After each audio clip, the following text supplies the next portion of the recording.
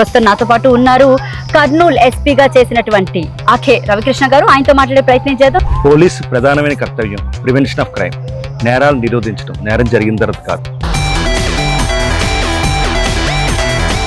Basic గా ఏపీలో ఈ మధ్య కాలంలో గంజాయి తీసుకుంటున్నటువంటి యువత ఎక్కువగా అవుతుంది.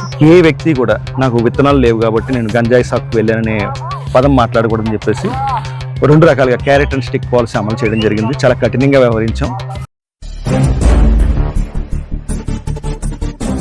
కట్టపురాల్లో ఫ్యాక్షనిజం గురించి ఏమైనా చెప్తారా? అంటే బేసిక్ గా ఒక సిచ్యువేషన్ వస్తే రాళ్లతో రాళ్ళు కొట్టుకొని మనుషుల్ని చంపుకునే అంత రేంజ్ అక్కడ ఉంది అంటే అది మామూలు విషయం కాదు.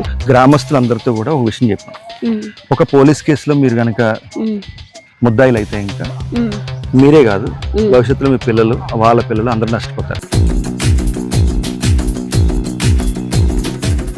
ప్రతి ఒక్కరు నేరాలకి పాల్పడుతున్నారు. ఆ మత్తులో వాళ్ళు ఏం చేస్తున్నారో కూడా తెలియని పరిస్థితిలో ఉన్నారు.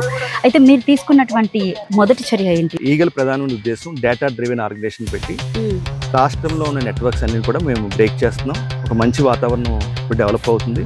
ఎక్కడ ఏ చిన్న సంఘటన జరిగినా సరే ఈ రోజుల్లోనే మనకి ప్రత్యేకంగా మనకి సమాచారం వస్తుంది.